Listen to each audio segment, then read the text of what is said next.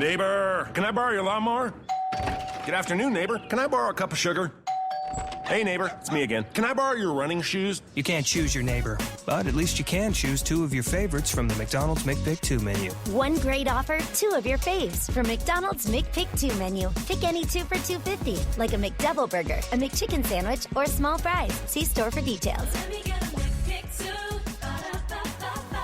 For a limited time, prices and participation may vary. Blog Talk Radio.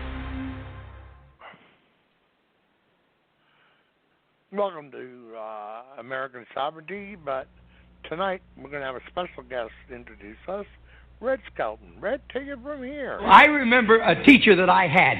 Now, I went through the 7th grade. I went to the 7th grade. I left home when I was 10 years old because I was hungry.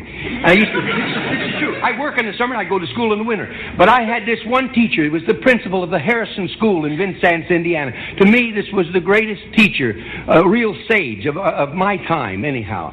He had such wisdom. And we were all reciting the Pledge of Allegiance one day. And he walked over, this little old teacher, Mr. Laswell was his name. Mr. Laswell, he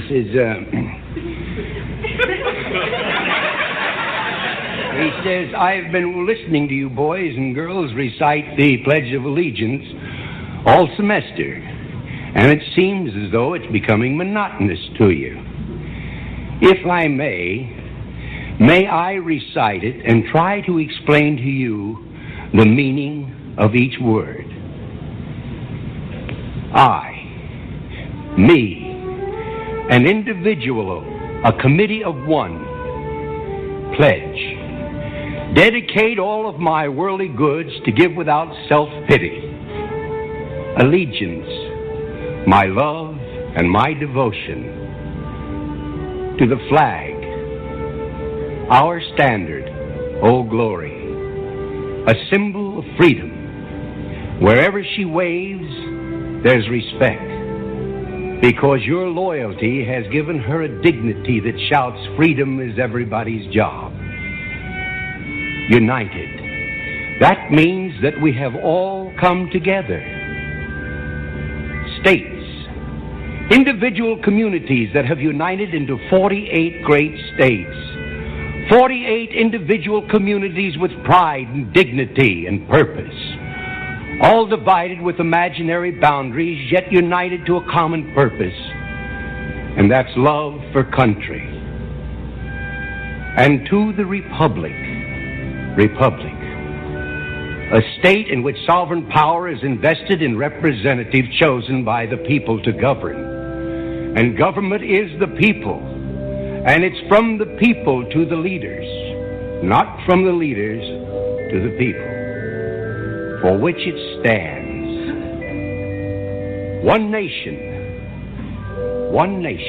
meaning so blessed by God, indivisible, incapable of being divided, with liberty, which is freedom, the right of power to live one's own life without threats, fear, or some sort of retaliation. And justice, the principle or qualities of dealing fairly with others. For all, which means, boys and girls, it's as much your country as it is mine. And now, boys and girls, let me hear you recite the Pledge of Allegiance. I pledge allegiance to the flag of the United States of America and to the republic for which it stands, one nation, indivisible, with liberty and justice for all. Since I was a small boy, 2 states have been added to our country, and 2 words have been added to the Pledge of Allegiance, under God. Wouldn't it be a pity if someone said that is a prayer and that would be eliminated from schools too?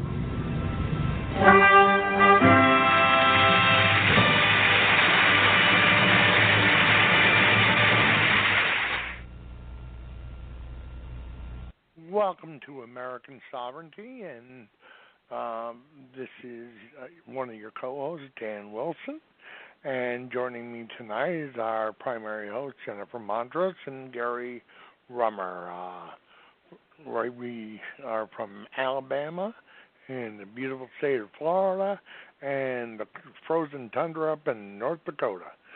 I chose to change the start for tonight instead of our normal entrance with Keep On Keeping On to Red Skelton because, as all of you know, Saturday our nation suffered another heinous terrorist attack against our country. It was not against the gay population. It wasn't against anything. It was against our country. And this maniac, lunatic, went out and slaughtered 49 people and wounded 53 others, and they expect more to die. Now the president, rather than dealing with the families of those who have lost their loved ones, has turned this into a political game and trying to take away our rights to bear arms. This morning, when Speaker Ryan asked for a moment of silence, this was yesterday morning, sorry,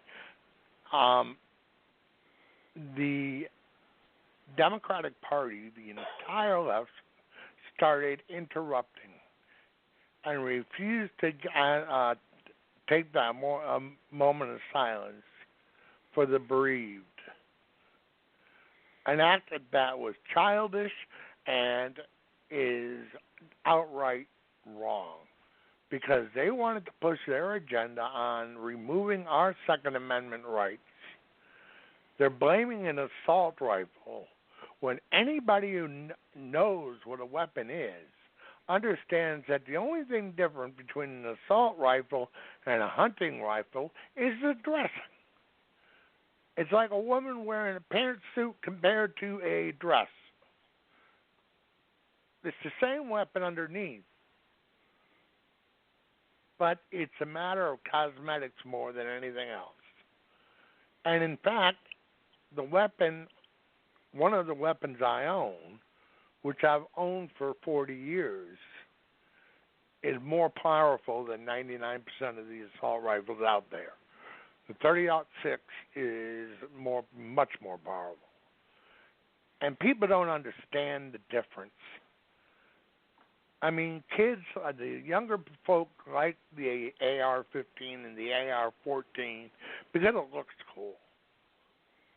But you can take either one of those weapons hunting and drop a deer or, any type of critter that you're after, with exception to a moose, because you better have some firepower, or a big bear, either one. But other than that, you can go hunting and just have just as good of a time.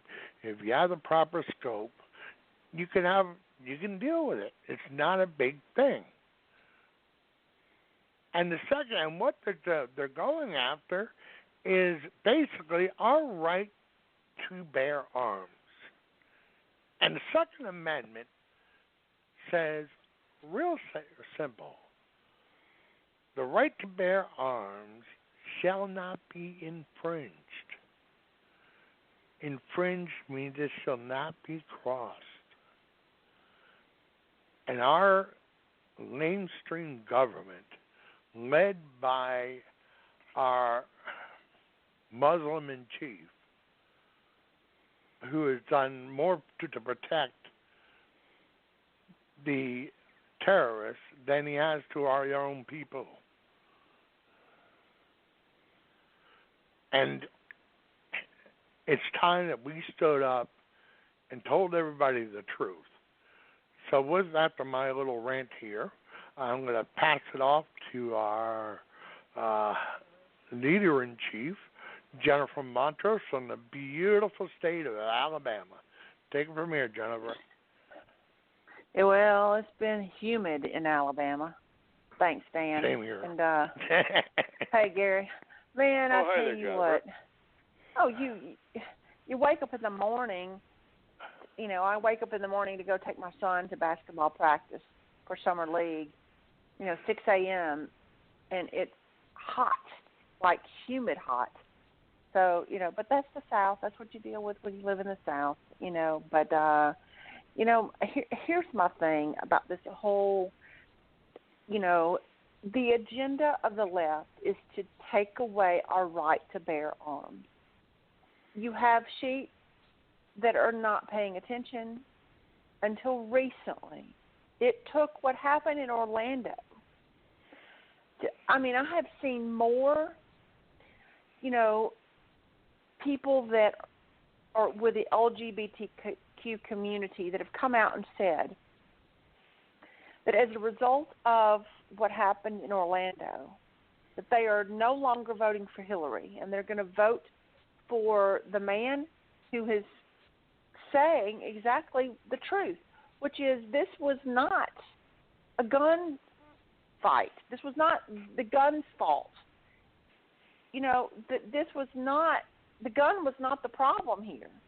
It was the person that had the gun. It was the terrorist. It was the idiot that was there to do harm to everybody and had a personal agenda. It was Islamic terrorism, and our divider-in-chief can't call a spade, can't call it exactly what it is. And then you've got Hillary, who is trying to politicize all of this stuff.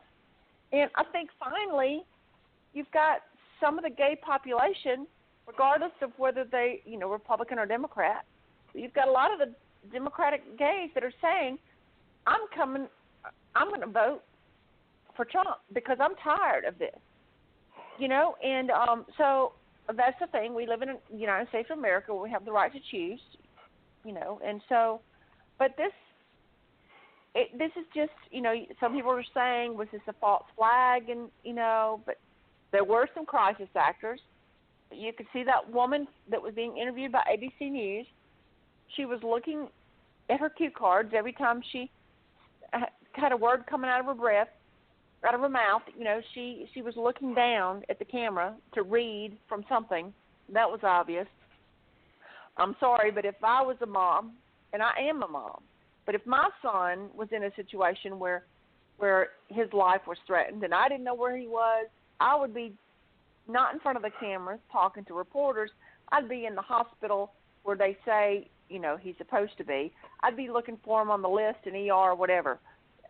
So, and then at the end of her little spiel, when she was supposedly shedding these fake tears for her disappearing son, she had to say, oh, and we need to, ban on assault weapons. So this is just ridiculous. And I know Gary's probably got something to say as well about all this, but the only way you're going to get my gun is I'm going to have to be dead. And it's just, my cold dead hand, as they say. So, but just pay attention to what's going on in the news, because ABC News has not been reporting it correctly, and there's been other stuff that's going on. You have to wonder if there's, while all of this is happening down in Orlando, what's going on in the other parts of the country. And, this is all a tactic to try, I'm not a conspiracy theorist, but something smells like martial law to me. Eventually down the road, who knows? As we get closer to the RNC convention in Cleveland, pay attention.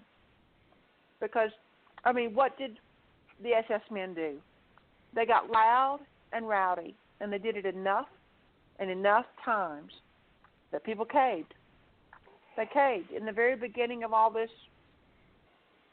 So, Gary, what say you about all this mess? Well, I'll tell you something. I'm a strong advocate, of course, of the Second Amendment, but I look at it this way. They're not banning guns anyway. They don't want to ban guns. They use these situations to ban guns, but they're not banning them to make us safer or more secure. They're banning them so they can control us. I mean, this is what tyrants do. The first thing that goes is guns, and then followed by free speech, because I know that's their target too. They're getting tired. Remember this movie, this one guy, I can't think of the guy's name. It was called The Innocence of Muslims. He made a movie, and of course Hillary blamed that on the Benghazi. It was just a diversion tactic, but she blamed it on the Benghazi attacks, and this guy went to jail for over a year because he made a movie and it was posted on. He didn't even post it. He was prohibited from posting it, but somebody else posted it on YouTube. And anyway, he went to jail for a year, and they blamed him for it, even though it had nothing to do with it. So that's what's coming next. It's about dissolving our rights, so we have no power. We have no way of, influencing people. That's what the First Amendment's about too. So we can influence people to vote properly. That's what it's all about. The first thing that goes, the Second Amendment. We can't defend ourselves, so we have to depend on government, and we know how that doesn't work. Never works, because can the police officer get there in time? Very, very, very rarely do they. And that's the thing. Usually the police officers arrive, and then they are the one cleaning up the mess. They have the victim. The perpetrator is long gone. The victim is dead on the floor. They pick it up, and then they do their investigation. See, when we, like I said, another thing too, the assault weapon, that adage or that term that they use, there really is no such thing as an assault weapon, because only people can assault. They can use baseball as assault, or baseball bat as assault weapon. They can pick a rock up and throw it at somebody, or a brick. That can be an assault weapon. I mean, if you look at it that way. But only people assault. A gun, it just sits there. It's a piece of machine steel. It's worked. It's a mechanism and stuff, but it doesn't do anything unless somebody operates it. I think I can safely say the gun doesn't have enough intelligence to pull its own trigger. It takes somebody to do it. And put it this way: let's say if this guy had a bomb, what would they ban then? Because bombs are basically banned anyway in this country. They could make it out of household chemicals. It's not hard to make a bomb. They could make it there, and they could walk in there, blow himself up or whatever, just set a bomb someplace in a luggage bag, set it down someplace, and kaboom! Then you can kill 150 people. You can destroy a building. This is the point. This is not gonna stop. It's gonna escalate unless we have a leader that decides to crush these people that do this. This is part of an organization. They're not going to stop. I mean, it's not. I wouldn't even call it a criminal activity. Oh, it's criminal. It's a crime, but it's not really criminal. It's a terrorist organization. It's just kind of like a dead carcass, and you see maggots come out. One comes out, you kill that maggot, another one will come out. They just keep coming. They're not going to go away. You can rest all these people, and there are going to be other groups coming in. You just can't. You can't stop it. That's why you have to crush it. You have to blow them off the face of it. That means it's going to take aggressive action, because you put it this way, we're a nation at war. A lot of liberals just don't want to agree to it, or to admit to it. I'm sorry. They don't want to admit, but we're at war with these people, and it's not going to end unless we crush them.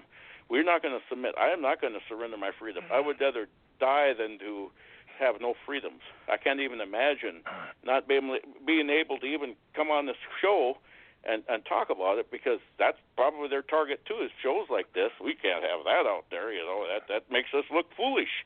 So they try to ban the show if they could. Or any other show that speaks out, that tells the truth. This is what we're doing. We're searching for the truth. I believe in the truth, and if I'm wrong, I'm the first one to admit it. So is Dan, and so are you, Jennifer. We're always, searching for this. But they don't want that out there. They want to have their own little fantasy, little lie, or whatever they want to call it. They want to have that out there and make-believe world. That's what liberals live in anyway. Everything is make-believe to them. They want to make it look like the terrorist is a victim, and us, the NRA members, it's our fault, It's the NRA. They're the one doing it, And in fact, I had a liberal celebrity, You want to talk about libel. She went out, and when the Sandy Hook took on, I'm just going to point out, this is what they do with the Second Amendment. Well, these people that shot these kids at the school, they're prominent NRA members. Well, how does she know that? That's the point. This is how they do it. And there's another one today. If Congress would have allowed Obama to ban these guns, this wouldn't have happened in Orlando. How does he know? They assume they think they're so smart, and they get so arrogant that they can predict things like that. They cannot. I bet money it would have been worse if they would have, say, successfully banned guns. These terrorists are going to still get them. I mean, they're being smuggled over the border like drugs. Look at drugs coming in. Do you think that they're stopping guns? No, they're being smuggled in just as much as the drugs. So they're going to get the firearms. Unfortunately, we're going to be the ones that's going to take the hit because we won't be able to buy them legally. And with that, I'll turn this back over to Dan. Oh, I agree with you, Gary. It's they're after the firearms. They could care less about our Constitution. They're after our amendments. They want to turn us into a communist state. And it's plain and simple. And I believe, and I'm going to be totally politically incorrect here, but as soon as we get control and we get Obama out of the White House, we need to reinstate the draft. We need to get as many troops as we can, and we need to go there in mass. Because, as you said, they're like cockroaches. One comes out, you kill it, another one's there. And unless you come in there and weed the buggers out one at a time, and the only way you're going to do that, you aren't going to do that with a bomb. You spray right in, what do the cockroaches do? They move out. They're still there, though. Oh, yes. If you go there with massive amount of troops, and you go out and you hunt them down, and then once you gain the confidence of the people to say that, yes, we're going to protect you against these monsters, then you're going to get them to help us track these terrorists down and get rid of them once and for all. And yeah, Saudi Arabia is going to have a cow. And message to the Saudis, if we see one penny coming from Saudi Arabia, you're joining who we're invading. And I wouldn't just say Iraq, Iran, Syria, or Iran.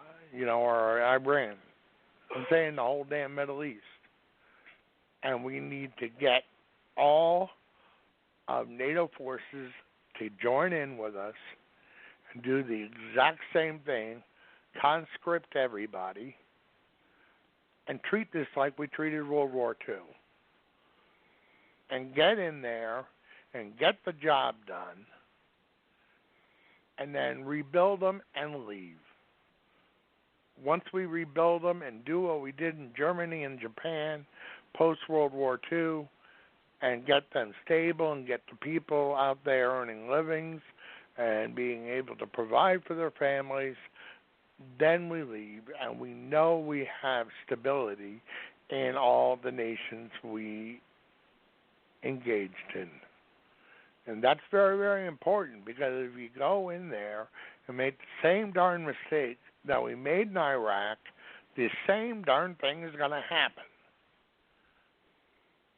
You're leaving a void that needs to be filled, and it will be filled by terrorists.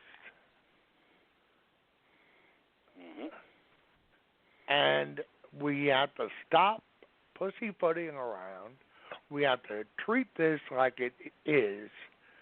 I mean, I just heard on Fox one person from the left saying, 3 or 4 people. There were 16 people alone in the attack on the World Trade Center. They seem to forget that. That's all part of the same darn thing. Over 3,000 Americans died there. We had here in Florida, we've been attacked twice. I mean, we had a journalist beheaded by one of these crazed lunatics. Then we just had this tragedy happen just 2 hours away from me. I mean, this is not stopping. this is the second time in my personal life where it's hit close to home. The first time was in San Bernardino. My ex-girlfriend used to work for the Behavioral Medicine Center that was relocated into the very building that was attacked. And we lost, 24 Americans then? This is why it is not a hate crime. It is a hatred of Americans crime. Because they hate everybody. And we're all on their hate list. Because if we don't believe in Sharia law and their warped sense of religion, then everybody else is on their kill list. And it just happened to be a gay nightclub because the perpetrator of this terrorist act was also gay, and he was angry at himself, so he wanted to kill two birds with one stone and try to kill part of himself through attacking a bar he frequented. But his primary reason was terrorism, to inflict fear amongst us all. And I don't care what your sexual preference is, whatever you do in your bedroom at night, I don't care. It's not my business. But what somebody, when our people are attacked and killed, then it is my business. And I will treat them just like any other American because, you know something? This is the land of the free. And we are the land and the home of the brave. And it's not the people who are afraid. It's our leader. Let me rephrase that. The person who's pretending to be our leader, who is actually the biggest treasonist he is. He makes Benedict Arnold look like a loyalist. And I'll be the first one to say it. And Hillary is as bad, if not worse, because she's been at it for 40 years. Talk about temperament. She's the last person we want to run this country. I mean, she was the first one to try to take our arms away. Now it's time that we have to stand up and fight for our constitutional rights. These are under the Bill of Rights, the rights given to us by God Almighty. He's the only person that can take these rights away. And I refuse, as an American, under the Constitution of the United States, you are not going to take my weapon away from me. And if you barge into my house and try to, guess what? You're going to be on the receiving end of a Colt 45. And I promise you, you may have your vest on and everything. It's going to hurt like heck when you get hit. I can promise you that much. And it will take you down. It may not kill you, but you'll be sitting there sucking wind because it's going to knock the wind out of you and it's going to throw you back a foot or two.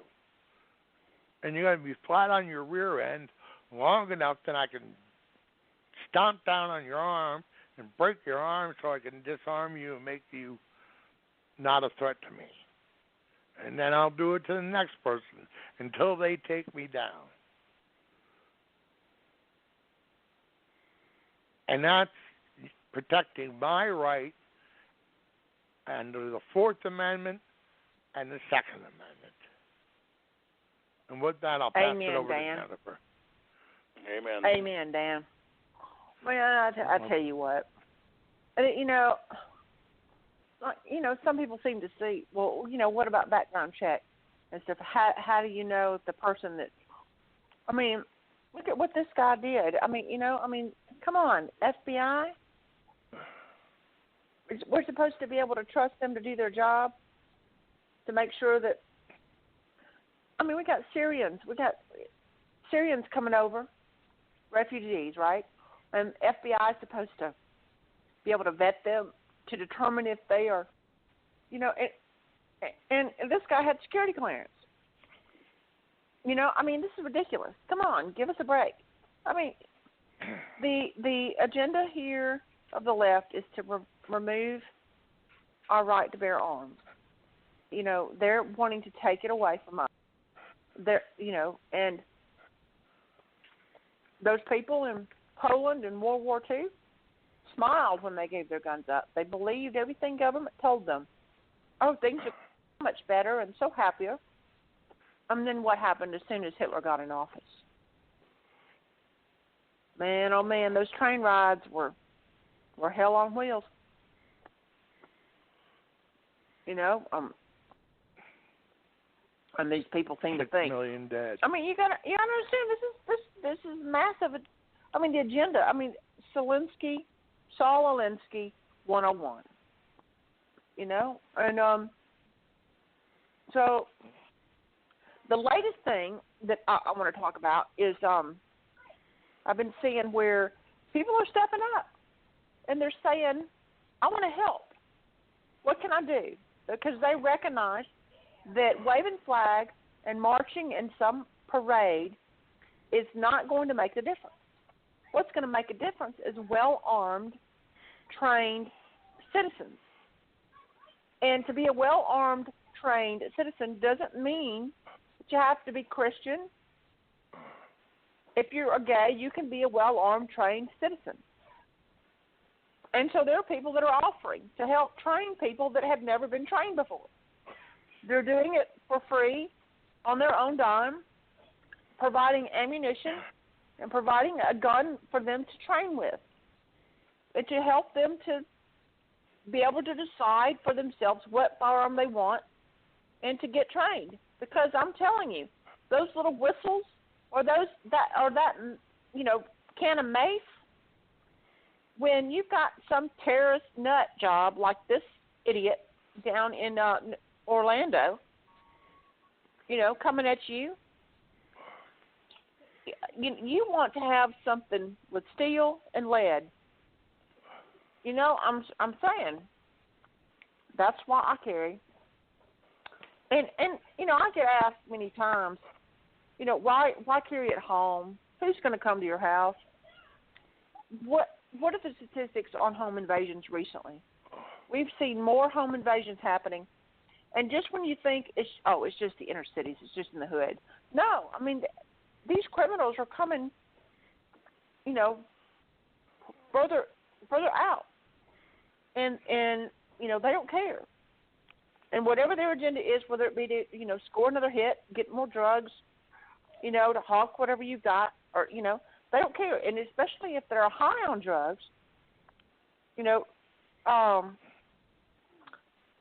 my thing is, better to have it and not need it than better to have it and not need it than to need it and not have it, as they say. You know, and I think teachers need to be armed and trained. I mean, you know, somebody in those schools need to be able to carry. And this is just, you know what I mean? And what I don't get here in Alabama, I mean, we've got other states that are passing constitutional carry laws. They're passing constitutional carry bills. You know, the permitless concealed carry bill that was passed recently, was it Ohio, I think? Maybe Dan or Gary can correct me. But, yeah, for some reason Alabama's just, but the latest news for Alabama is Speaker of the House, Mike Hubbard, out of 23 charges, felony charges, he was indicted on 12. So he will definitely be going to jail, to prison. And hopefully, once he's no longer Speaker of the House, so once he's gone, we can start over, and hopefully we can get some bills passed and really make some things happen here in Alabama. You know, so But, you know, I mean, I don't care what state you live in. I don't care what your beliefs are, you know, Christian, non-Christian, gay, not gay. You know, I think that everybody that's an American citizen in the United States should have the right, the inalienable right to bear arms. End of discussion. No compromise. Exactly. You know? Exactly. Gary? Yeah, I agree with you totally. You know, I mean, I own quite a few guns, and I enjoy shooting and stuff. And yes, I mean, there's different purposes for each one. You know, and like I said, Dan has his 45. I have a 45 I carry too. It works excellently for home defense, or if you're in the vehicle. And actually, the AR-15 works good for home defense too. You know, I mean, if you have you were talking about, Jennifer, you were talking about like some drug-crazed person. It might be a gang, you know, 7, 8, 9 people. This is why we need an AR-15 with at least 30 rounds or more, because 10 rounds isn't going to be enough, because when you're under a stressful situation, they're going to miss. You know, I mean, I don't care how good of a shot you are, how much training, when it actually happens, when the moment of truth arrives, you're not going to be, you know, your brain functions differently. You develop a tunnel vision, and you're functioning. That's why you're going to have more than 10 rounds. This is what I don't understand. 10 rounds, and that's all. Of course, they try to use that for hunting, but Second Amendment has nothing to do with hunting, although hunting should be part of it because it used to supply food. But at the same time, the Second Amendment was originally designed to prevent ourselves from being, you know, to protect ourselves against a tyrannical government, which is becoming really quick right now. You know, I hope it never gets to that level. I've talked to Dan before many times. I don't want to see it go to that level. I'd rather use my guns out there to make that tin can dance and have a little fun shooting. That's what I hope I can use it for, but I don't want to ever use it against a human being. But I will if I have to, you know, if it gets down to the moment of truth, or, you know, if my family or I or me gets attacked, gets attacked or gets threatened, and I'm certainly not going to let nothing happen to my family or my children or myself, because I'm also an important member to my family. You're going to protect, you're going to do what you can to survive, and that includes if I have to take somebody else's life to do it, then I'll do it. I just don't want to see it happen, but if it comes through that, I have to. And the Second Amendment, you know, our framers are geniuses that wrote that in, because they knew, well, they've just got done with King George. You know, King George, they didn't want that ever to happen again. You know, when the British come in and, you know, they were, you know, they murdered people. I mean, just if you didn't, if you resisted, you got shot. Well, that's eventually going to happen here if we surrender our guns. It maybe won't happen in our lifetimes, but it may happen in our children's lifetimes. See, we don't want to see that happen, you know. I look at all these darn laws they pass, you know, like health care and all that stuff, and you read into it, you know, they're forcing you to buy this. You don't want it, you know, maybe you want something else, but you got to buy it because it's forced upon you. What other things are they going to force you to do? See, if they surrender their guns, it has to be pretty bad, because if they're going to force you and you surrender your guns, they may be knocking on your door. And I'll tell you what, they're not going to knock on your door in a peaceful manner. It's not going to happen that way. They kick the door in, they're going to have guns trained on you, and they're going to have a very, very itchy trigger finger ready to shoot. And that's what I don't want to see happen either, you know, because down the road, they're eventually going to want to maybe have door-to-door checks to see if you have guns. And that won't be a one-time thing. It might be several times every year. I don't want to see that happen either. That's not America. You know, the government's supposed to trust the citizens, but they're paranoid of the citizens right now. Obama's paranoid of us, you know, but he seems to trust our enemies. It seems like he looks at Islam, and, you know, and by the way, he talked about freedoms being lost, like Sharia law. How does Islam treat its women? You know, women have no rights under Islam. How can you? There was a liberal celebrity, defending Islam. It's so great religion. I said, but you have no rights. I wrote in her. I can't comment on her page, but I did write in her private message box. I said, you know, Islam, you have no rights. I said, you have to leave your own house. You have to have a male escort you out of the house. You can't drive. You can't be educated. And if you get raped, it's heavily skewed. The law is heavily skewed against you, and that's what I said. because it's true. There's no freedom there, and if you have one sex that there's no freedom, that they can't enjoy any freedoms, that's not a free country. That's a tyrannical country. We in America here, if we see a woman, if guys, and I'm sure Dan will agree with me, if we see a woman being beat up, we're going to defend that woman. I don't want to see anybody ever beat up on a woman. If I see that, I'm going to do what I can to stop it. Over there, that's considered norm. That's considered normal. Do we want that here? I certainly don't. I know Jennifer. I know you don't. I know Dan doesn't want it here. So we're going to have to, like I said, we're going to have to be prepared, and we're going to have to, do what we can to stop it. Hopefully, Donald Trump wins, and he said already he's going to put people in the Supreme Court that's going to adhere to the Constitution. I do believe him. First of all, too, plus the Second Amendment, we're talking about his sons also are NRA members. I would highly doubt he ever would disarm his own sons. So with that, I'll pass this over to Dan.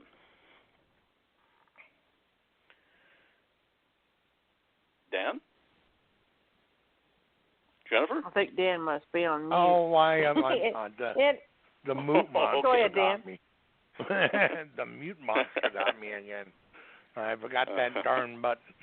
I do Donald that too sometimes. No, they shouldn't put it right next to the off button. Easy to it's hit like the wrong either one. hang up on myself or I forgot to turn the darn thing off. Anyway, Donald Trump, I can assure everybody, he will never touch our Second Amendment rights.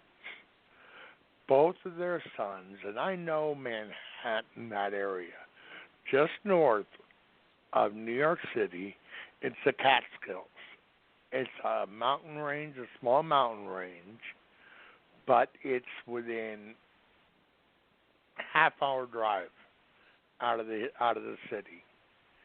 And there's great deer hunting there. And a lot of people from the city go there. So it is not surprising to hear that both of his sons hunt. And Donald's not going to mess with that. Donald probably did it as himself as a kid. As I said, the Catskills are not that far away. And then if they want to take a 3 or 4 hour ride, you can bag moose, bear, big game. And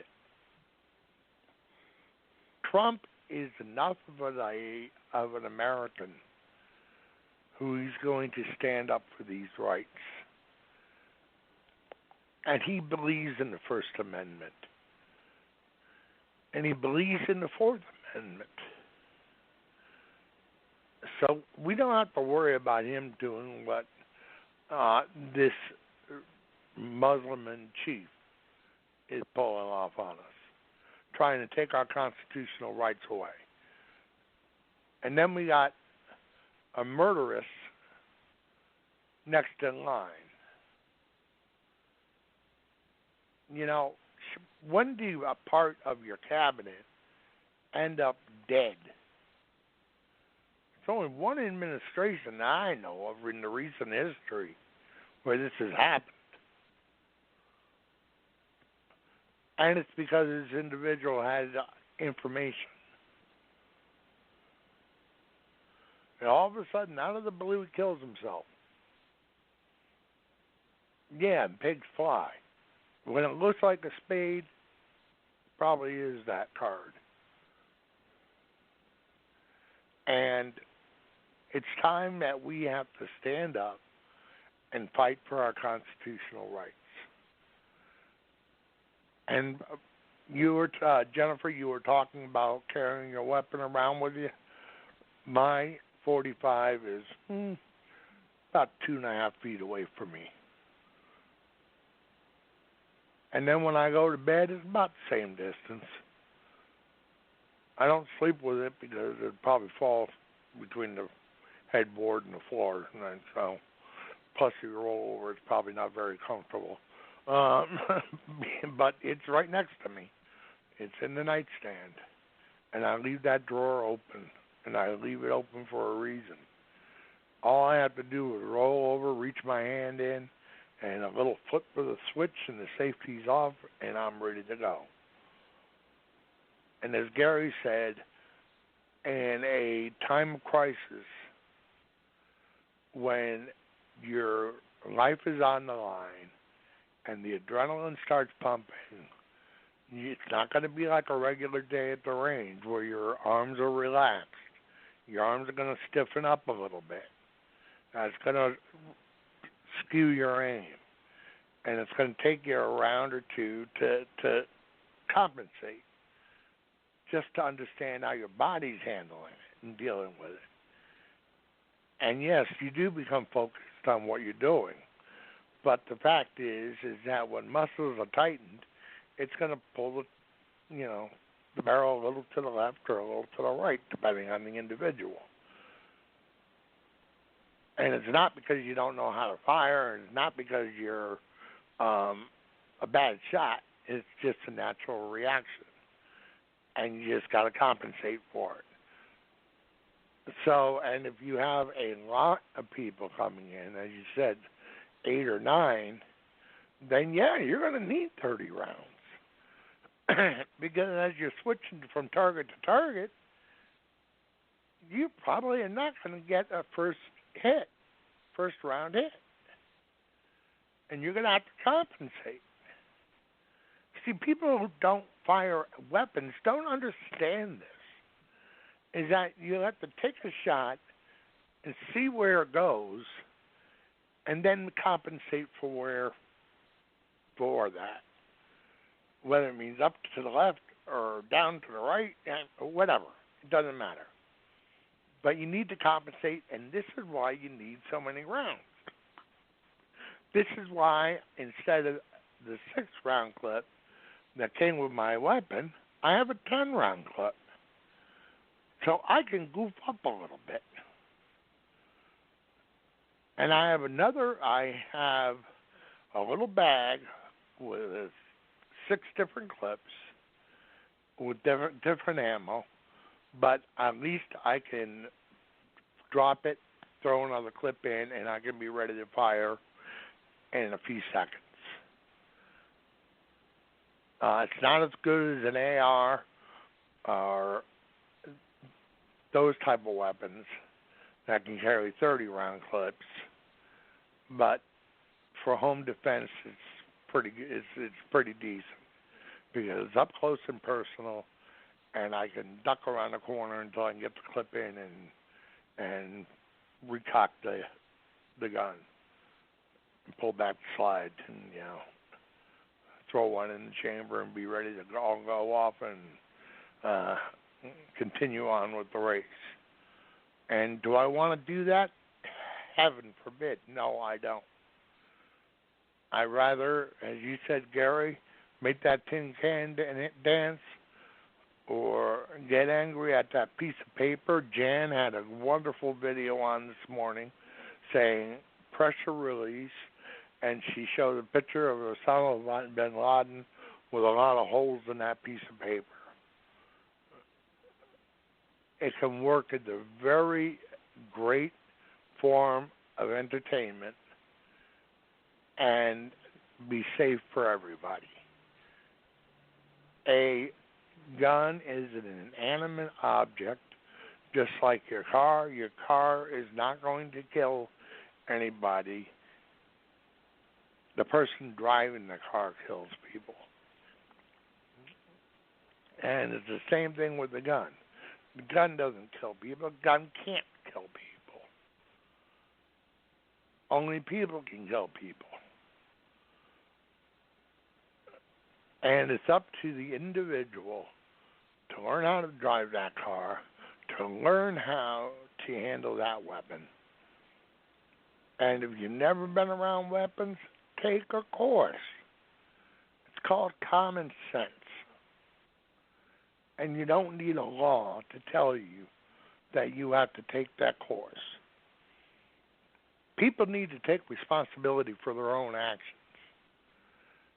And if you get in the car and you're not a good driver and you need a driving, go to driver's education, then do it. If you don't know how to handle a firearm and you never shot a gun, well, take a course. It's called common sense. And we expect the government to make all these decisions for us. No, I want to make these decisions for me. Because I'm free. The land of liberty. And I value that liberty. And I don't want anybody telling me what to do. You know, we got to stand up for ourselves and take responsibility for our own actions and not blame it on somebody else or saying I'm breaking the law because I didn't do what the government told me to do. And in part, what happened in this nightclub in Orlando is partially our government's fault because it says that I cannot go into an establishment that serves alcohol with my concealed weapon. So legally, I can't even carry it in. So of those 300 people in there, there might have been a few that have carry permits, and they weren't allowed to carry that weapon in legally. Well, guess what? My weapon's not coming off of me. Ever. You know, I used to try to oblige, obey every single part of that. But we've gotten to a point where right now it shows that these are soft targets and it can happen again. And the only way we're going to prevent that is to have somebody who can shoot back. And as you said, Jennifer, a little bit of lead and a lot of steel. And you know something? I want to give them a bad case of lead poisoning. Because 50 people died. Or 49. I'm not going to count that SOB as one of the dead. He doesn't deserve to be in the ranks of those people. And with that, it's on to you, Jennifer. Well, yeah, I mean, don't give his name out because we don't want to make him popular, you know. Exactly. It's like, yeah, he's just an idiot terrorist. That's what I call him, you know. But here's the thing, you know, talking about trying to, I remember when there was discussion, you know, about background checks. And you know, part of the problem that we have now is we've got, I mean, talk about our military. You know, they come home for more, and they're afraid to tell anybody that they have PTSD. You know, the minute that they announce that, then there goes their right to bear arms. Somebody's going to say, "Oh, he's too lunatic, you know, to carry a weapon." So we have to take that right away from him. The men and women in our military have been trained in heavy combat, artillery, you know, and it's really a travesty with what's been happening, the way that our military have been treated. You know, they get trained to do things that the general population does not know how to do. Yet when they're on Army, Navy, Marine, Air Force base, they can't carry. And they're supposed to, they've turned their life over to the United States, to the military. And they pass through umpteen tests, physically, mentally, and all that stuff, to be able to serve in the military. But yet we can't trust them. You know, this is just, it's ridiculous. It's just really sad. You know, I am so ready. I'm so ready for our divider-in-chief to be gone. He needs to, seriously, you know, I'm just man, something's got to change around here. And, for anybody that's questioning who to vote for, the Republican nominee, anything less than that or anything other than that is going to help Hillary get into the White House. Do we want Hillary in there? No. Why? Unless you're willing to forego your rights. Have your rights taken away from you, and that's exactly, where that's exactly her deal. And it's time. Something's gonna have to give. It's just the other thing I think about is our kids. Remember back in the day when you used to be able to take your, deer hunting season, you put your rifle, on the back, of your truck window and head to school because you just come from the woods, and stuff. And, you get anywhere near a school ground with a weapon nowadays. Oh, it's bad. It's bad, which is sad. Teachers need to be armed. I think students on college campuses, we wouldn't have this mess that we have on college campuses, if students were allowed to carry. And I think if you carry concealed or open, it should be your choice. I don't think that any American citizen should have only this right or just that right, because when you start picking and choosing which rights a person has, then you start losing rights altogether. And we look back at history. Gary, what's on your mind? What's on your mind, Gary? I know you're itching at the bit to say something. Well, I am. Yeah. Anyway, we were talking about military bases and stuff like that, and I have relatives that served. Yeah, they don't trust the military. To have weapons to protect themselves. That's why they're attacked. The gun-free zone. The schools are gun-free. I'm going to say something about Obama. I guarantee it, his kids, when they go to school, I bet they have guards all around, armed to the teeth. The White House is armed to the teeth. I thought guns made us unsafe. I thought having guns, and look at them. They're armed to the teeth. They got security, got Secret Service. Look at Hillary, wants to disarm us. But I guarantee it, she's probably got 5 to 7 people around all the time, all carrying guns to protect her. That's a big joke is what they're doing. It's, it's sad for us, but it's crazy. It's absolutely crazy that they want to disarm us, thinking that we're so stupid. That's the idea. They think that's the way liberals, this is the way arrogant people behave. They think that we're too stupid to have guns. We're just too stupid to have them. That only they, they're the ones who are enlightened. They're the ones that are better people because they're smart. They're so smart. And the thing is, really, they're just showing how insecure they are. It makes them feel better when they can control us like we're puppets. I don't want to be controlled like a puppet. I get stubborn. I'm stubborn. I know Dan, he said many times, we're stubborn. We're not going to let them control us. I know, Jennifer, you're stubborn. Nothing wrong with being stubborn either, by the way, because we, as a form of rebellion, we're not their children. I am not the government's child. I don't want to be considered that.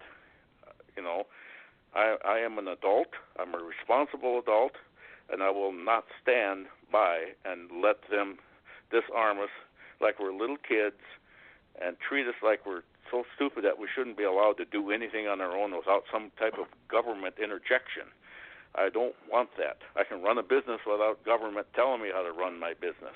That's such an insult to my intelligence, And of course, when they disarm us, we're talking about schools, I remember when I was in high school, we didn't have we had an anti-gun policy, but there was exemptions in the law or in the rules at the time.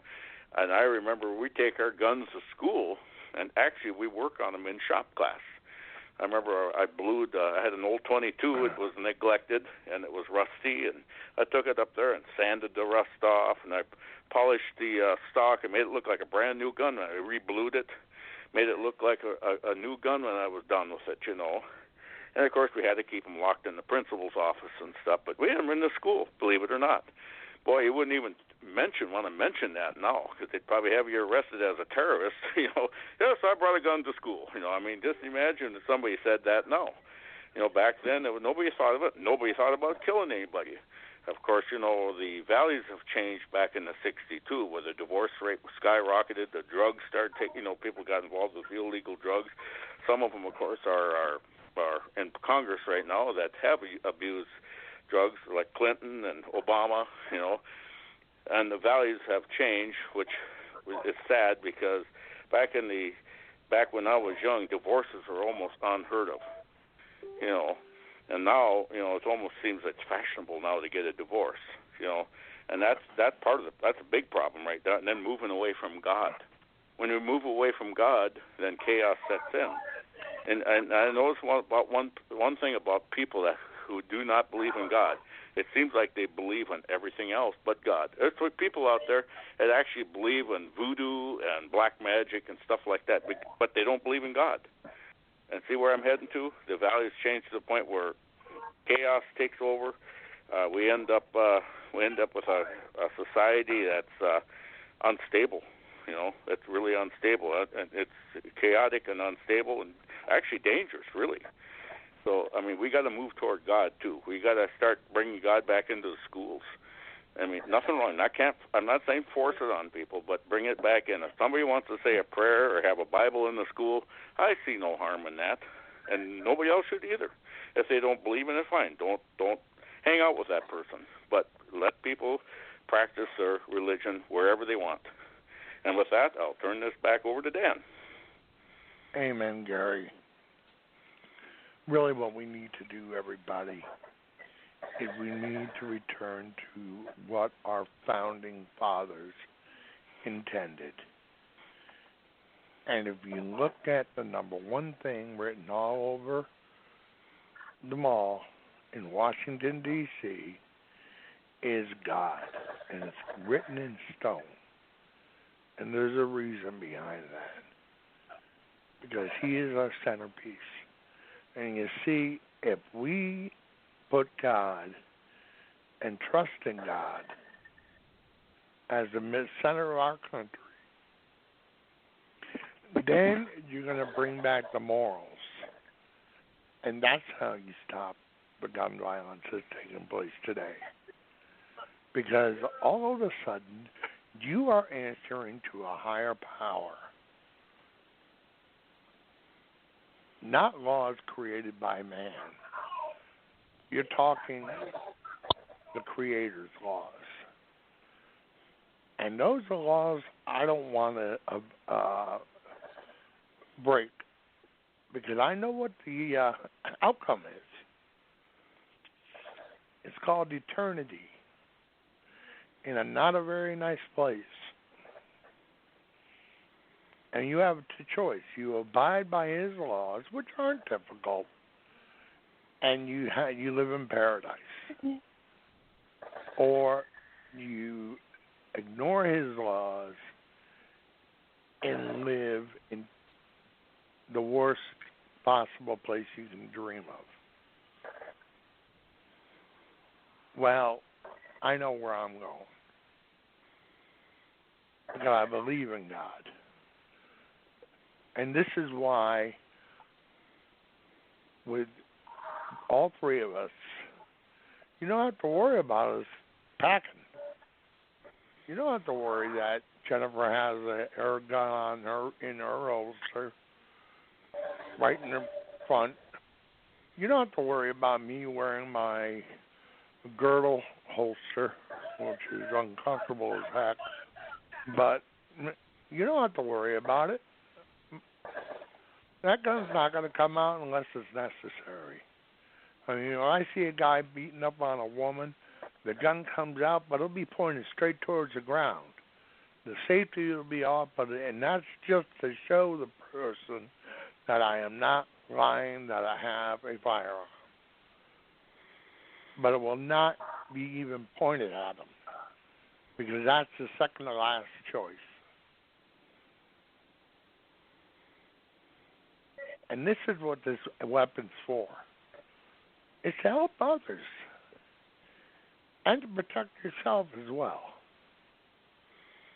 It's not just to go out there and start shooting everything and everywhere. No, every one of us who carries takes this as a very, very,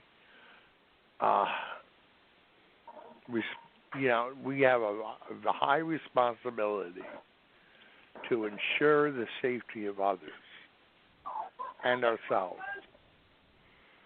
And we think about that every moment that we carry. We know it's there. And when I carry, and since I've gotten a girdle, I've gotten used to, I just tuck my arm right next to the gun. That means nobody's going to get to it. And plus, it's angled forward. So if somebody comes up from behind, they aren't getting it out. It's not going to be easy. So there's two, and plus they got to lift my shirt. So they got to get to three different lines of defense. And from the front, you aren't going to get me, I'm telling you. I'm 6'2", and I'm not going to say my weight, but I'm big. Even if I'm an old coot with no hair, I still can protect myself. And you aren't going to get to, for one thing, you won't even know I'm carrying. Because the way I hold my arm, you can't even see it. And it's not noticeable to anybody around me. So, but even if it was in a holster, when I wear in a holster and I go to places where I can open carry, I tend to lean my hand on the grip. Because why? Because it's comfortable. Pulls down my drawers occasionally, but beyond that, I mean, see, the person who's going to carry all the time is responsible, because they have to even think about it. They got to think about it like, it's part of your attire for the day.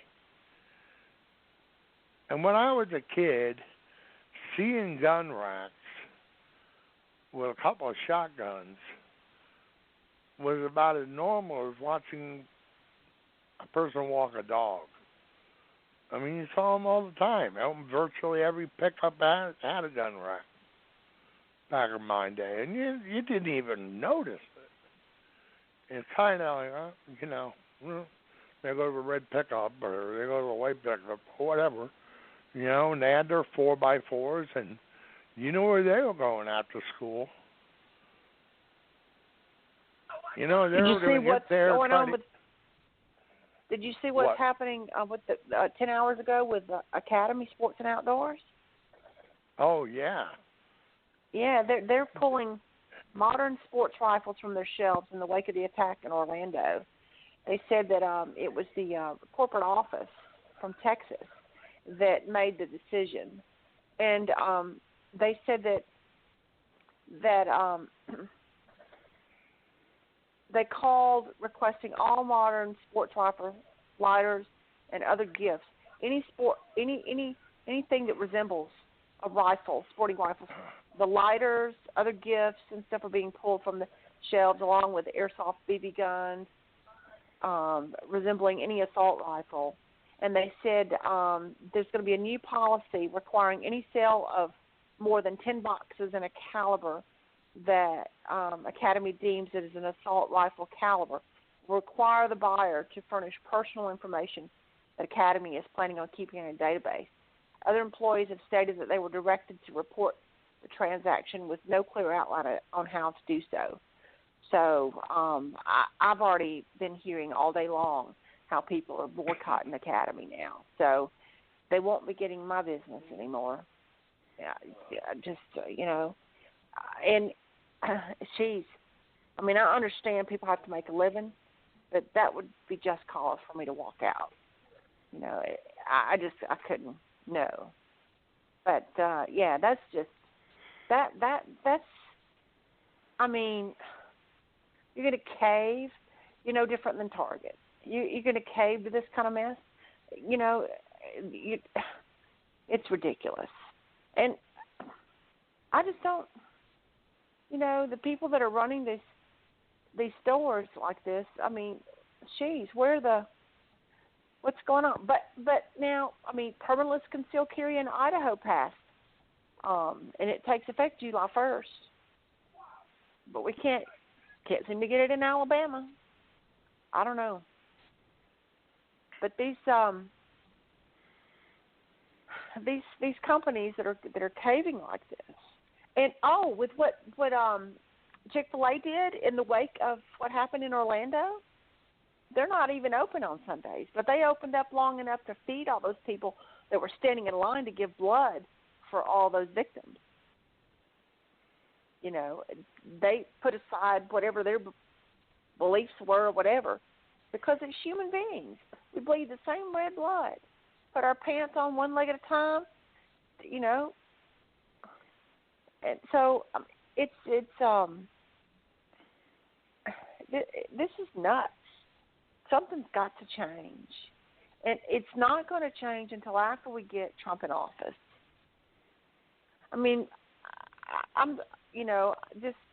But trust me,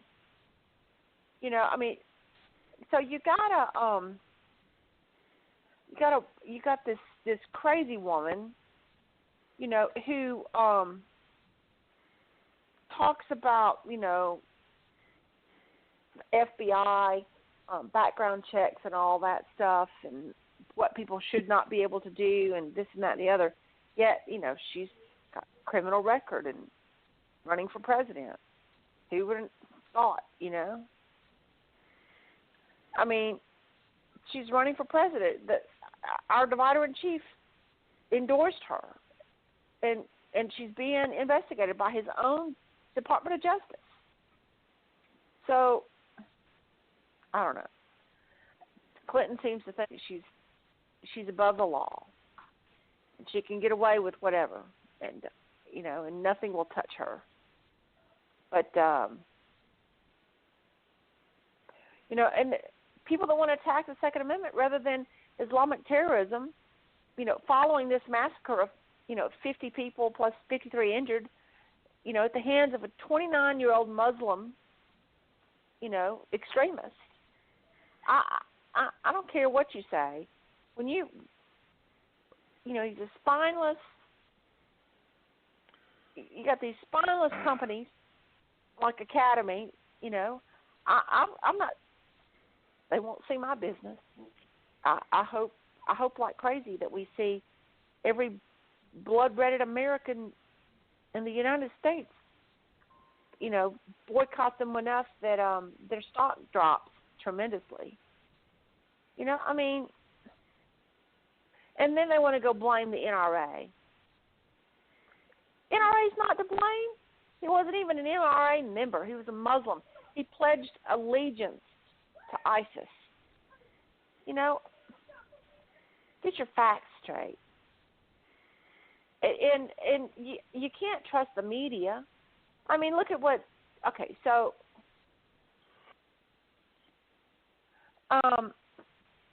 Stephanopoulos interviewing that crisis actor. This is I don't know. I'll throw my hands up in the air. You got folks stepping on the American flag, don't even know what it represents. You got illegal aliens. They're over here in our country waving their American flag, mad and angry at us because we want to assimilate to their culture. They come over to our country, and they're demanding that we assimilate into their culture. makes no sense. Not happening. Not happening. English language is the first language. Mm-hmm. Gary, what say you? Well, you're exactly right. Yeah, they're trying to diversify the language. You know, we're going to spin right off of the English language, because right now we press 1 if you want English, press 2, Spanish, press 3. You know, I mean, the thing is, at one time we didn't have that. Everything was in English. If they want to come here, that's the first thing they got to prove that they can do is speak English. You know, I mean, I don't want to start learning different languages. You know, if I want to buy a product, I don't like to read it in a different language. I can't read it. I don't know any other language than English. But that's what they try to do. They try to, that's part of dividing us, too. And, of course, they want to balkanize our country. You know, they come in here. They want to, assimilate into their country. They want us, or they claim that we actually owe them that part of the land. They come in there. Some of them come into Texas and say Texas actually belongs to Mexico. No, it doesn't. But that's what they're trying to do. And they, of course, they'll wave the Mexican flag above the American flag. You know, which I do believe in some states that's illegal to do that. But that's what they try to do. And they burn the American flag. I wonder what would happen if somebody would burn the Mexican flag. I bet the left would have a cow about that if somebody did that. How dare they do that and be disrespectful of our friends south of the border? I can just see that happening. But they can trample on the American flag, where a lot of people have died for that flag, for that freedom that we. Excuse me, I just feel like I got a cough. But that freedom that the flag represents, people have died. There's a lot of bloodshed over that flag. And, I have a lot of respect for that flag. I salute that flag, and yet here we have people coming in. I mean, we have even, I believe even Bill Clinton, when he was in another country, he burned the American flag or participated in it. I don't know if he burned it himself, but he was hanging out with those groups that did. So it tells me these people are anti-American. And Hillary, I mean, Hillary, like I said, what I like to see with her, I like to see her spend the rest of her life in Leavenworth. She doesn't deserve freedom anymore after what she's done. Extortion 17, and Dan could go into depth on that one. I mean, was it 22 Navy SEALs died under her watch? Mm-hmm. And then we got Benghazi. Yep. And then, of course, I still remember the 90s where these people that were associated with the Clintons, many of them died suspiciously. It just seemed like they were dropping like flies around the Clintons. If they knew something, or it was something they didn't, that they knew at the Clintons. It just seemed like, it was suspicious death. Like, look at Vince Foster. And I remember when that happened. I got to bring this up. And the reason why is, they said he committed suicide. Well, when someone commits suicide and they shoot themselves in the head, they don't lay the gun down. The gun will drop. Well, the gun was laid down, so that makes it look like maybe it was murder. But nobody knows what really happens. I mean, it makes it look bad for the Clintons. But I can't say they murdered them. I can't say, but it makes it look suspicious. See, and when you see all this happening, there's some involvement. There's got to be some involvement by the Clintons in this. And of course it's going to get worse if she runs for president. She wins. This is what's scary. What's she going to do? I mean, after she disarms us, I mean, she's going to want to try to silence us, because I'm sure there's a lot of people are, criticize. I mean, I criticize her. I mean, she's going to try to shut us up, because she doesn't like to be criticized. One thing about liberals, they do not like being criticized. After all, we're supposed to bow to them. We're supposed to drop on our knees and worship. We're supposed to kiss the ground they walk on. I won't do that. I have no respect for those people. I'm sorry, I don't. I just don't have any respect for them. I don't have any respect for Obama after Fast and Furious, and when Brian Terry was killed by one of those guns. To me that amounts to treason. And these guys get away with it. At one time, people used to be executed for treason. I think World War II, and Dan, I know I mentioned it to you before, that there was a husband and wife team. Exactly, there they are. Yep. Pierce Tackle and Vendetti. Yeah. They got executed. Look at now they do it, and it seems like they're praised for it from the left. I mean, this country, it scares me what's going on here. I mean, I'm frightened to death. But I will not surrender my rights because, like I said, I hope I never have to use them. But if I will if I have no choice. You know, it's like a last ditch resort for me. I don't want to ever think about ever having to use a gun against somebody to defend myself. But the way it's going, who knows? You know, I just don't. You know, it's just crazy. You know, so I'll turn that back over to you, Dan. I agree, and we have to really take into account of what we're facing. In this election, and it really doesn't matter if you like Donald Trump or not, you have a choice. And I want every one of you to think about it. And think very hard and long and seriously. If Hillary gets into office, like Obama did 4 years ago, we're going to lose our country. We are on the edge of the abyss. And as everything is looking, right to this very day, we have two choices. And even if you like a third candidate, third candidates do not win. The last time it happened was in 1860. And that was because a new party was coming up, of which we do not have. And it was part of the abolitionist movement that half of the country was behind.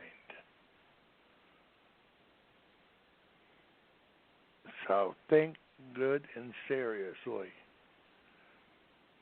Either support Trump or you're electing Hillary. And that's the cold, hard facts. You may not like Donald Trump. It doesn't matter. We've passed that line. This is salvation of our country.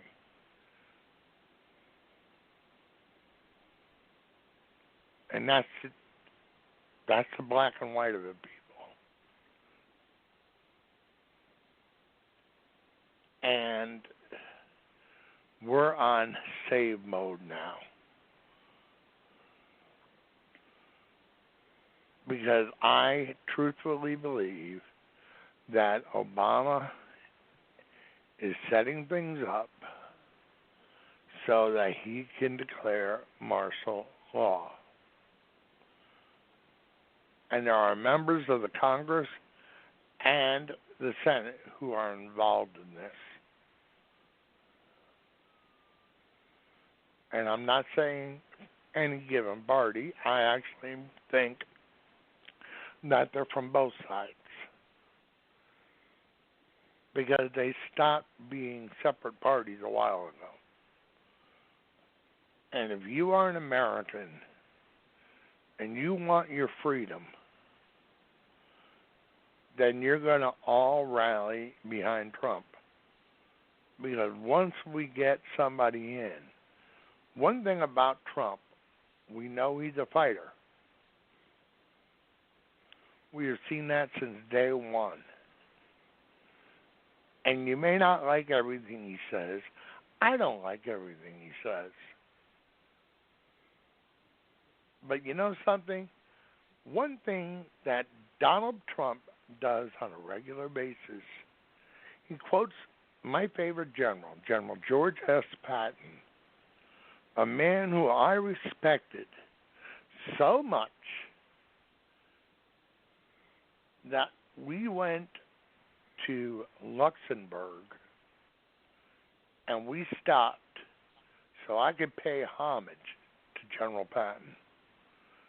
I have been to where he trained his troops prior to going into Africa when he fought the Desert Fox, Erwin Rommel. I know everything there is to know about George Patton. From his pearl-handled revolvers right down to his 1911 Colt 45 that he carried in combat. And a man who quotes Patton understands that you have to at times speak at the level of the people you are trying to reach for them to listen. So his voice may be harsh from now, harsher than the average person's used to. But you know something? He's going in and he's attracting people like the blue-collar groups that the Republican Party has been wishing to join us for years. He's attracting blacks, another party, and literally the Latin community. I've been in touch with friends who have friends in Little Havana down in Miami, and these people who are first or second generation Latin Americans are all rallying behind Trump. So he's hitting every group because we're sick and tired of what's going on. And we are talking about this division because, race and whether you're gay or straight or whatever. Well, today I had to go to the doctor's. And it was in for the annual, hippopotamus laws and whatever other things. They want to update the files. And it said race. And then it said white, black, or white, African, Spanish, or what, onward and onward. And I wrote in big letters right across it, American. Because that's my race. I don't see a division. Gay, straight, black, white, green, red, purple with pink polka dots. I don't care. If you're an American and you respect our rules, our laws, our language, and you do your constitutional duty, then you're welcome here with open arms. As for the American flag, there is a law that the American flag shall never be second to any other flag. In fact, in Texas, at a Mexican restaurant where they had the Mexican flag above the American flag, a patriot veteran undid it, rolled it down, removed the Mexican flag, threw it, grabbed it, and then removed the American flag and grabbed that. And he said, "You don't. If you're not going to respect it, then you don't get it back." And he walked away, and it was videotaped. And the American flag had a whole series of laws, from being lit at night to how it's disposed of when it's worn out and no longer able to fly. And there's even a ceremony while you burn it. You have to fold it correctly. You don't just wad it up in a ball. You fold it. You respect it. And you understand that flag was carried by those patriots who gave their blood since January 1st, 1776 was the first time the stripes were carried into a war. When we retook Boston. although it had the British emblem in the star field, it was the first version of what we know as the American flag today. And George Washington himself ordered the flag to be risen so that the British knew that we are on the way. And the British were afraid enough. The strongest military in the world ran. They packed up their bags, jumped on the ships, and they were gone before we could march into Boston. That's the America I live in. Mm-hmm. That's Amen. the American that we live. And by God, you aren't going to take that away from us, not as long as I'm alive. And with that, I'll pass it over to Jennifer. I'm sure she had more to add to that. Well, I think people that disrespect our flag don't really have a clue, or they don't care. And if you don't like the way we do things in the United States of America, go somewhere else. Go somewhere else. That's all I got to say. I get sick and tired. You call to talk to a company on the phone, and you would hope to speak to somebody that speaks English, and you get somebody with a dialect, and it's pretty obvious that it's an outsourced company.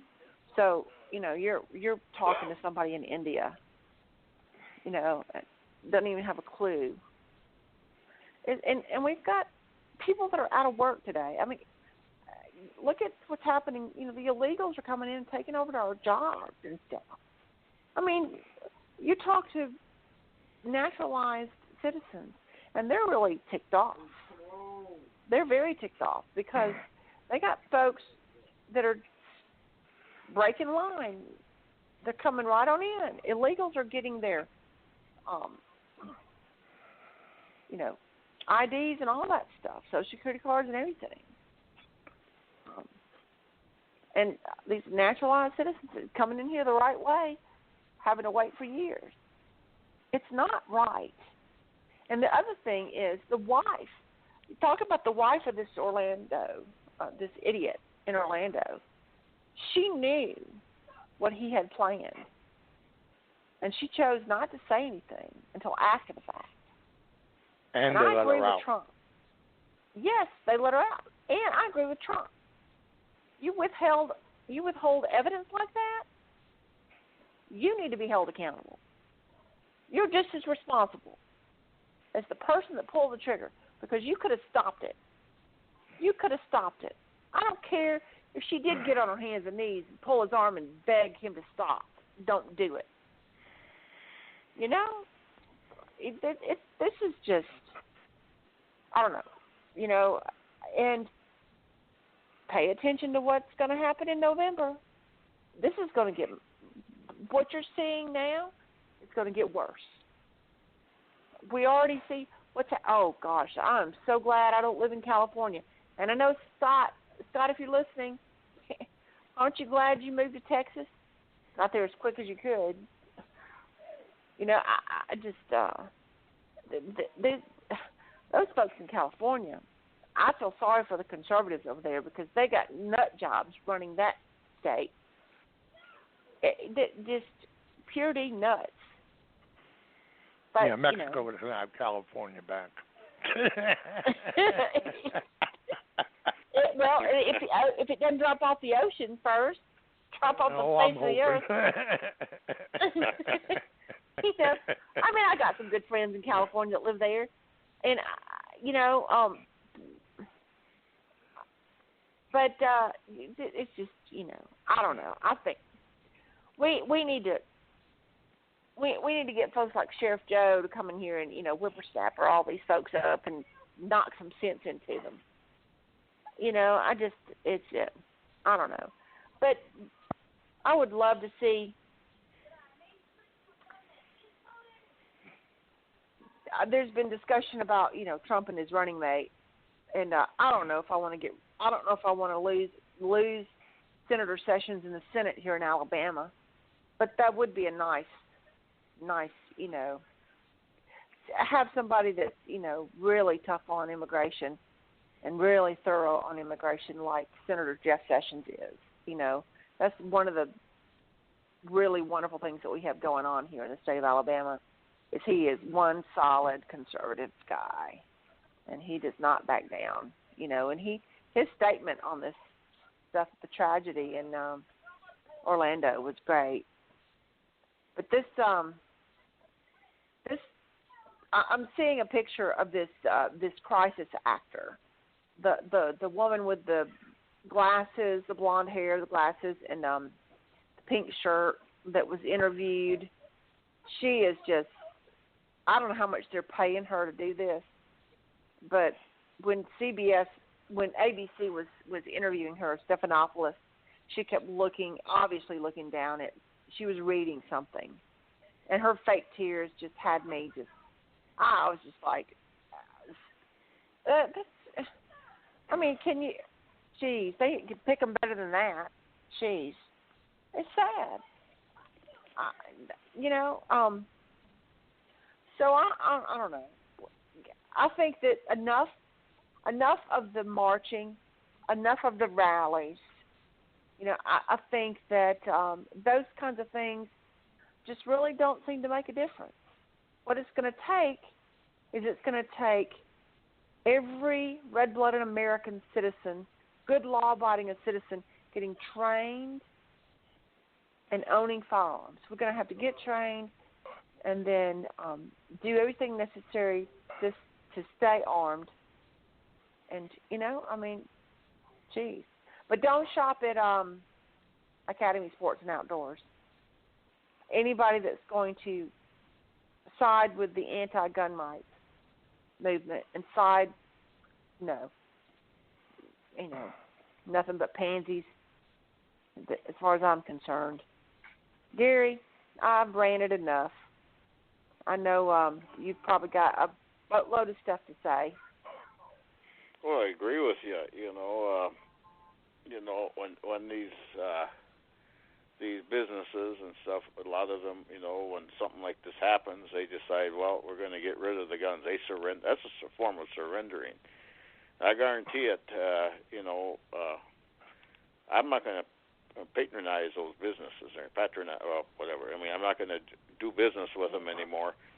And just because, like, if they don't support our Bill of Rights, let the left do business with them. I'm definitely not going to go there.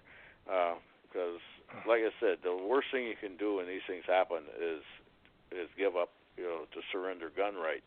We need them more than ever now. This is a proof that the Second Amendment is important, because they think somehow they're trying to convince us, the left, that if we surrender our rights, that we're going to be safer, and these things are going to stop. In fact, I think it was Dianne Feinstein that said, if we give up our guns, the violent ones will lay down theirs. That's not going to happen. But they tell us that stuff, and I'm sure there's idiots out there that believe it.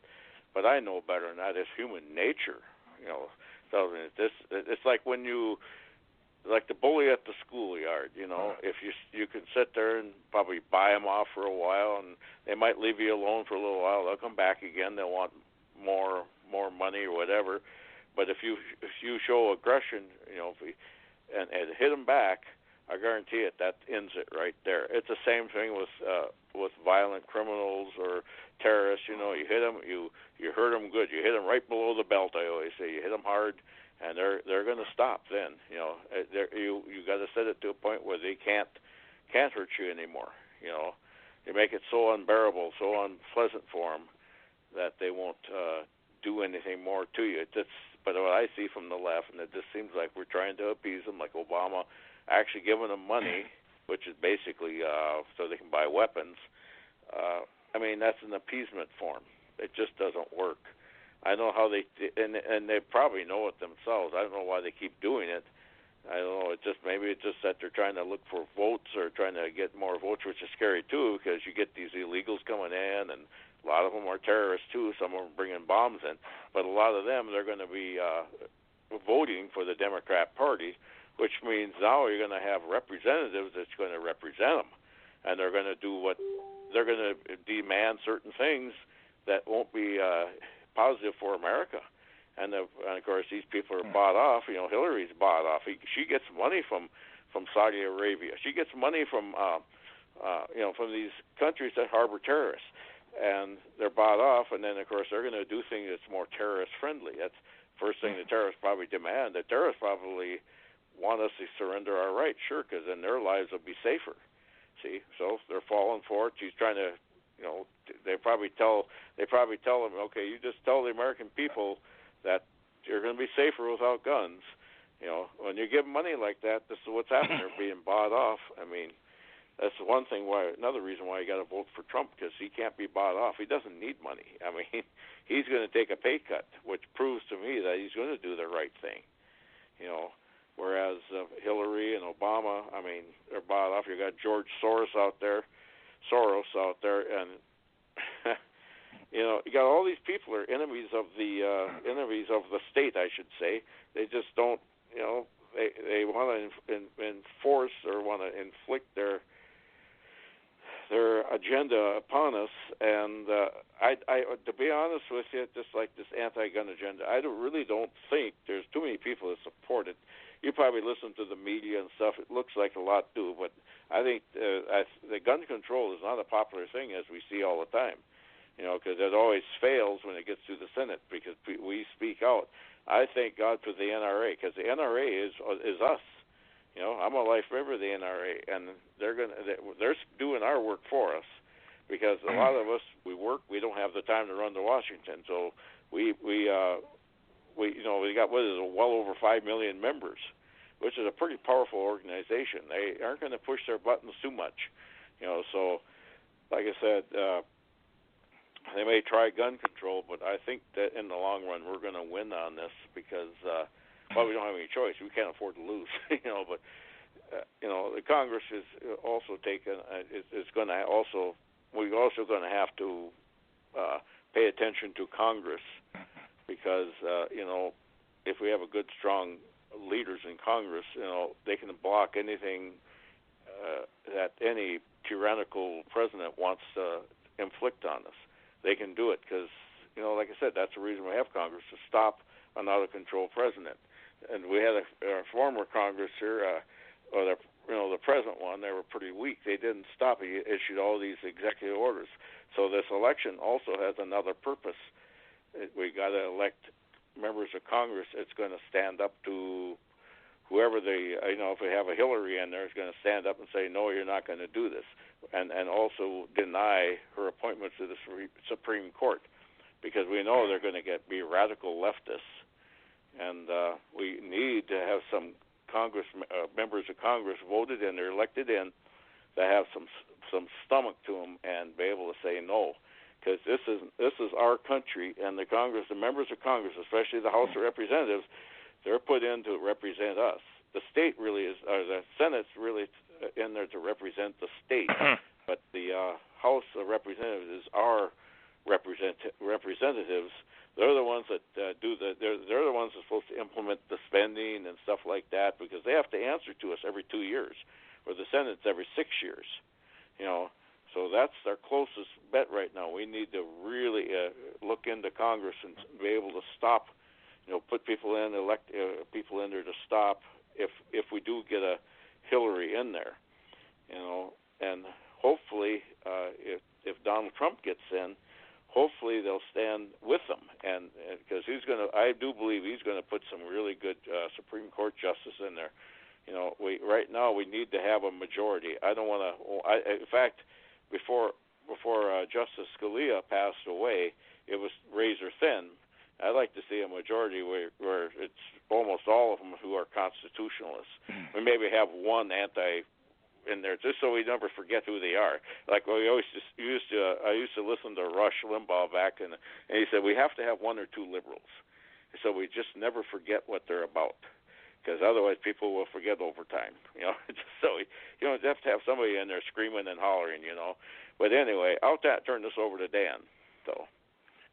Okay, we're getting near the end of our show, so I'll keep my section short, and then we'll do a quick last round for some final thoughts. But we are in a position, people, where our First and Second Amendments and Fourth are right on the border of being lost. And it's scary. I mean, we're in scary times, especially when, Gary, you were asking about the last soldier to be executed for treason, and I mentioned Private Slovak. He was executed for being a conscientious objector. And he refused to be drafted because he was a Quaker. And he refused to participate in the war in any way, shape, or form. And he was shot and executed. That's how strong we were before. Only 70 years ago. Because it happened right near the end of the war. Not that long ago. And now we have the supposed leader of our country creating treason on a regular basis. We have the person running for president who is being checked on illegal charges brought forth by her own former department and the FBI. And she's still running for office. It's time to stop ignoring what's going on. If we don't stop this here and now, there's going to be no country to fight for. And I know there's a lot of patriots out there who believe what we're saying and believe in what we are saying. It's time to rally the troops. It's time to circle the wagons.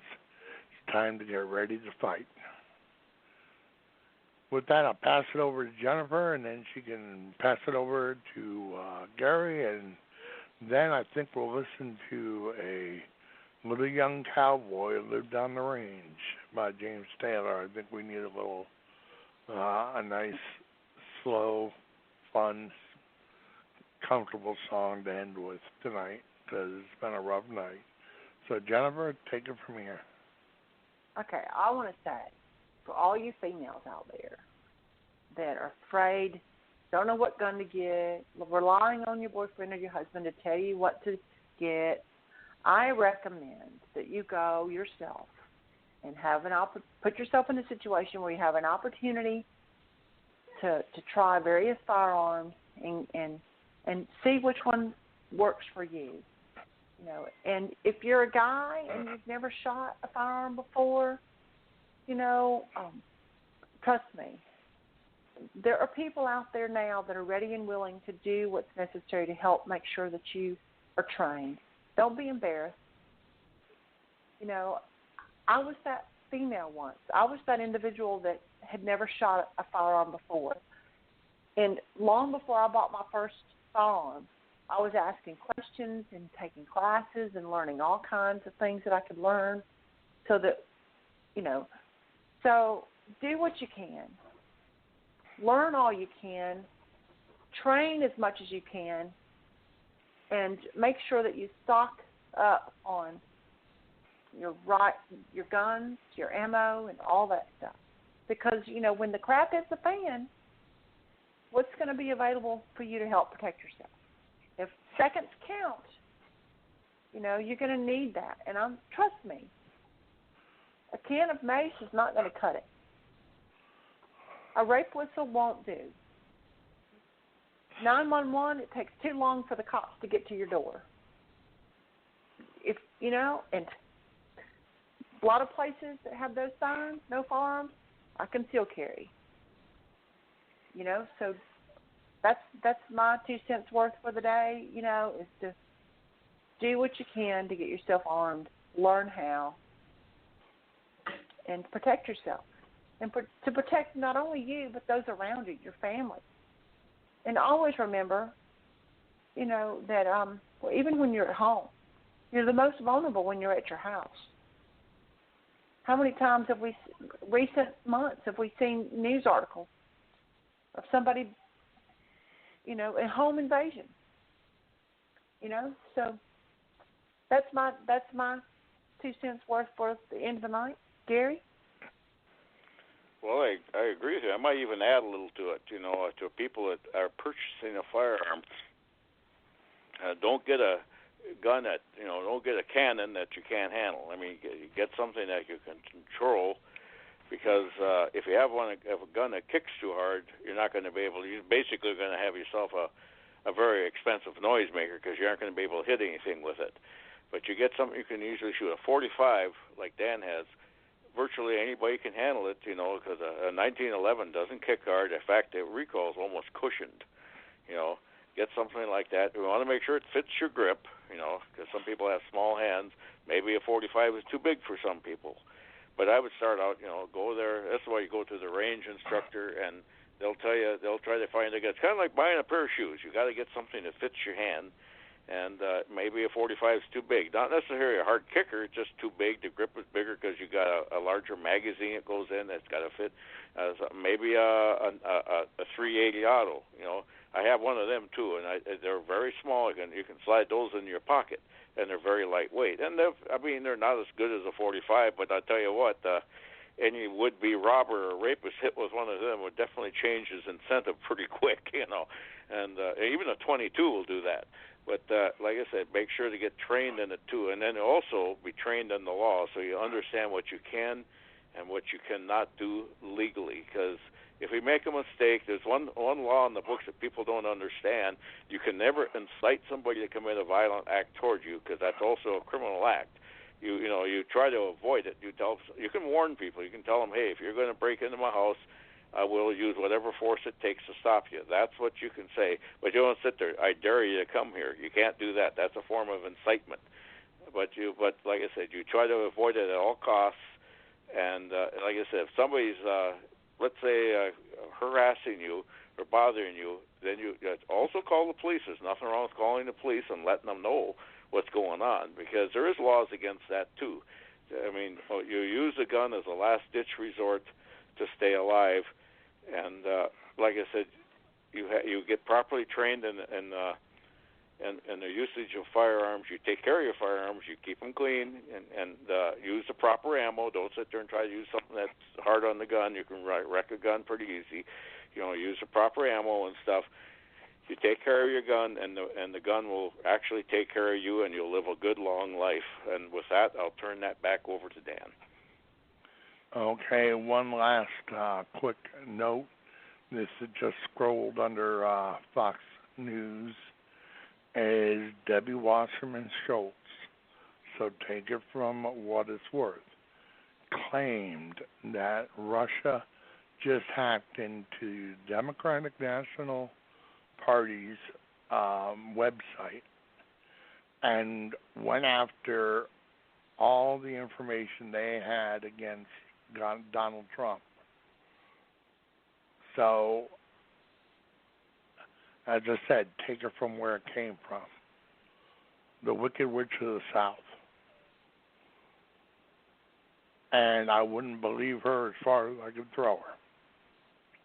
So, this latest thing that's being released by the Democratic Party is a last-ditch lie to turn people against Trump. So, just wanted to give you the heads up on that. That's the latest breaking news on Fox News. Don't believe it. Russia wouldn't do that. They're after a heck of a lot bigger fish. And they aren't going to waste the time of their people to find out information on an election. They want to know our weapons capabilities. They want to know our strategies. They want to know things that are pertinent to their safety, and so they can take offensive actions if need be. So this is a hogwash thing. Don't believe it. So with that, I think we need a little song that from our younger days that will make us sleep well tonight. Pleasant dreams, everybody, and we'll see you on, wait a minute, Gary, who do we have this Saturday? We have, let's see, who do we have? We have Scotty Nell Simpler. She's actually a conservative, but she's on CNN.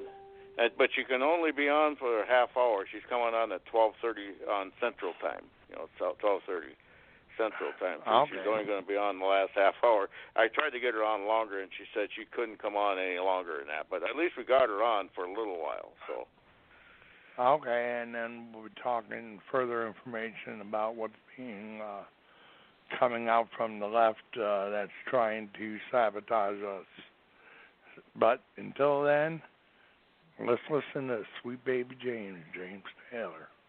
Good night, all.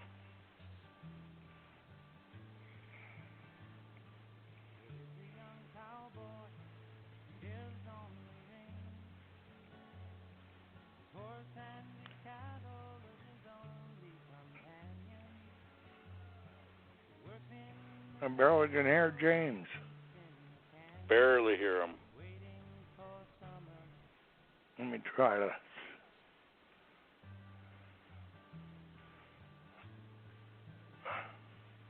Well, I guess we're going to try something else.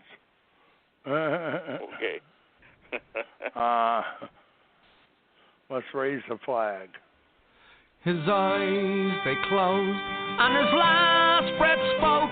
He had seen all to be seen. A life once full, now an empty vase, with the blossoms on his early grave. Walk away, me boy, walk away, me boy, and by morning we'll be free. Wipe that golden tear from your mother dear, and raise what's left of the flag for me. Then the rosary beads, count them 1, 2, 3, fell apart as they hit the floor. In our garb of black, we must pay respect to the colour we're born to mourn. Walk away, me boys, walk away, me boys, by morning we'll be free. Wipe the golden tear from your mother dear, raise what's left of the flag for me.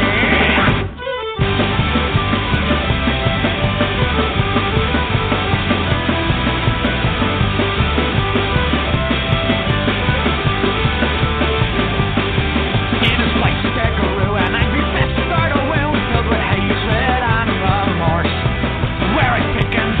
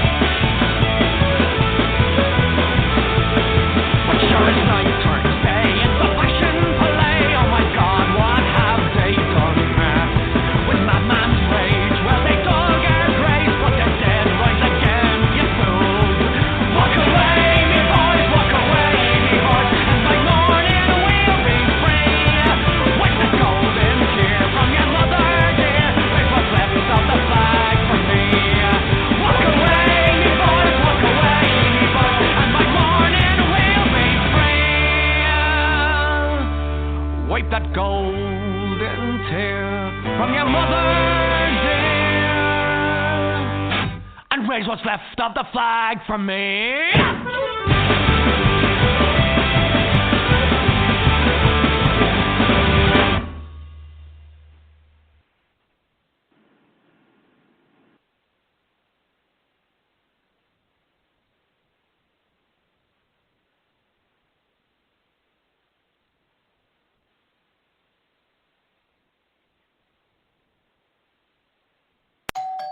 Neighbor, can I borrow your lawnmower?